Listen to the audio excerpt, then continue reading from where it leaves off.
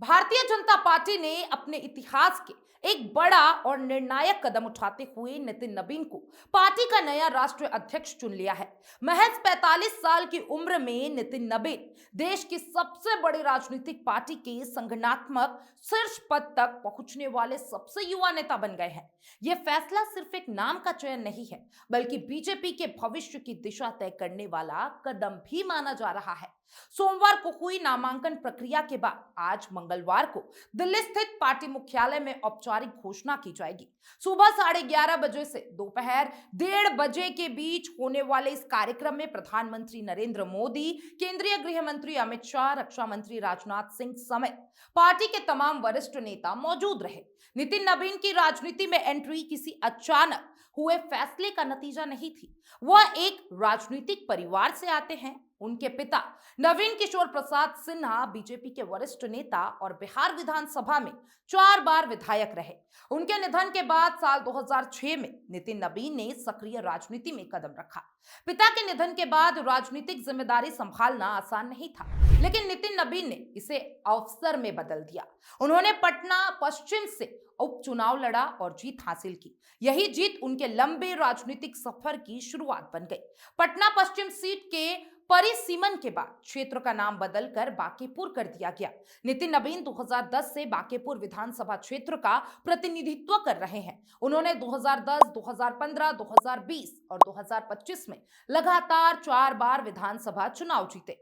लगातार 4 चुनाव जीतना किसी भी नेता के लिए बड़ी उपलब्धि मानी जाती है, खासकर तब सीट शहरी और मुकाबला कड़ा हो। यह जीत बताती है कि नितिन नबीन सिर्फ संगठन के नेता नहीं, बल्कि जमीनी राजनीति को समझने वाले नेता भी है।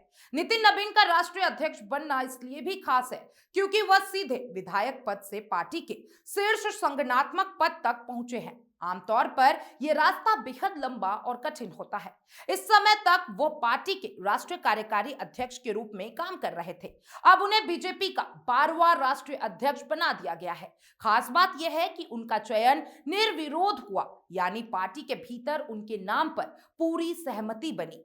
नामांकन प्रक्रिया सोमवार को दोपहर 2 बजे से 4 बजे के बीच चली, जिसमें उनके पक्ष में कुल 37 सेठ नामांकन पत्र दाखिल किए गए। प्रधानमंत्री नरेंद्र मोदी, अमित शाह और राजनाथ सिंह जैसे दिग्गज नेताओं का उनके प्रस्तावकों में होना इस बात का संकेत है कि पार्टी नेतृत्व का उन पर पूरा भरोसा है। नितिन नबीन के सामने चुनौतियां किसी भी पूर्व अध्यक्ष से कम नहीं होंगी, बल्कि कहा यह भी जा रहा है कि उनका पहला साल ही सबसे ज्यादा कठिन रहने वाला है। इस साल कई अहम राज्यों में विधानसभा चुनाव होने हैं और इसमें पश्चिमी बंगाल, तमिलनाडु, केरल, पुडुचेरी और असम शामिल है। इनमें से असम को छोड़ दे तो बीजेपी इन राज्यों में अब तक अपने दम पर सत्ता में नहीं आ पाई है।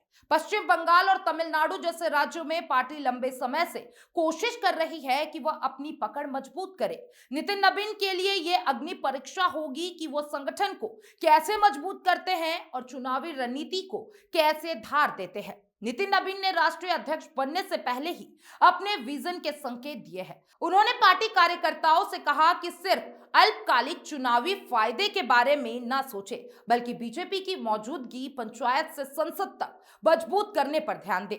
उनका मानना है कि पार्टी का लक्ष्य सिर्फ चुनाव जीतना नहीं होना चाहिए, बल्कि लोगों की रोजमर्रा की समस्याओं से जुड़ा होना चाहिए। यही सोच उन्हें पारंपरिक चुनावी रणनीति से अलग करती है।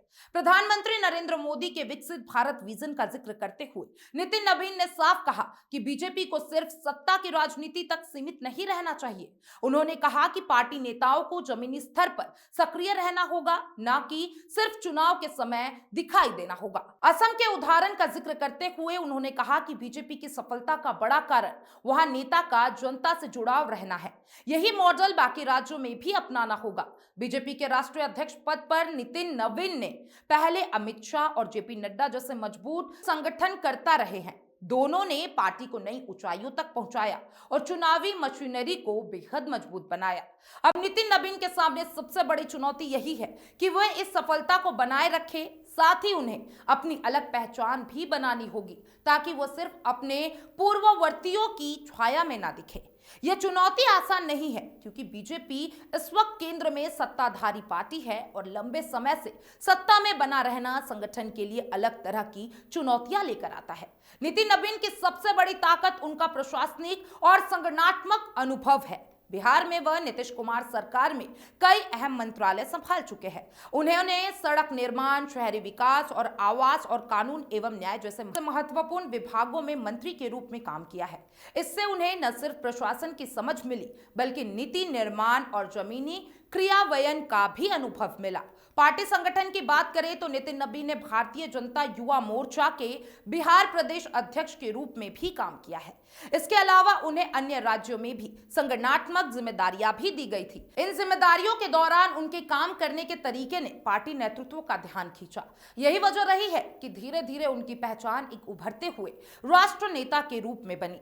नितिन नबीन को राष्ट्रीय अध्यक्ष बनाना बीजेपी की युवा नेतृत्व पर भरोसा की नीति को भी दर्शाता है। 45 की उम्र में उन्हें यह जिम्मेदारी देना बताता है कि पार्टी आने वाले वर्षों में युवा को आगे लाने की रणनीति पर काम कर रही है। यह फैसला आने वाले लोकसभा और विधानसभा चुनाव की रणनीति से भी जुड़ा माना जा रहा है। अब आगे का रास्ता आसान नहीं है, हालांकि नितिन नबीन के सामने रास्ता आसान नहीं होगा। विपक्ष मजबूत है, राज्यों में सत्ता हासिल करना चुनौतीपूर्ण है और संगठन को लगातार सक्रिय रखना भी बड़ी जिम्मेदारी है। लेकिन उनके पास अनुभव, संगठन का भरोसा और शीर्ष नेतृत्व का समर्थन है। यही तीन चीजें कभी भी राष्ट्रीय अध्यक्ष की सबसे बड़ी ताकत होती है। नितिन नबीन का बीजेपी का राष्ट्रीय अध्यक्ष बनना सिर्फ एक व्यक्ति की उपलब्धि नहीं है बल्कि पार्टी की रणनीति सोच का भी प्रतीक है। एक ऐसा नेता जो जमीनी राजनीति से निकलता है, जिसने विधानसभा से लेकर मंत्रालय तक का अनुभव लिया है और अब संगठन के शिखर पर पहुंचा है। अब सबकी नजर इस बात पर होगी कि वह इस राजनीति को कैसे निभाते हैं और क्या वह बीजेपी को नए राजनीतिक दौर में नई दिशा दे पाते हैं या फिर नहीं। इतिहास गवाह बनेगा, नितिन नबीन सिर्फ सबसे युवा अध्यक्ष थे या सबसे निर्णायक अध्यक्ष भी।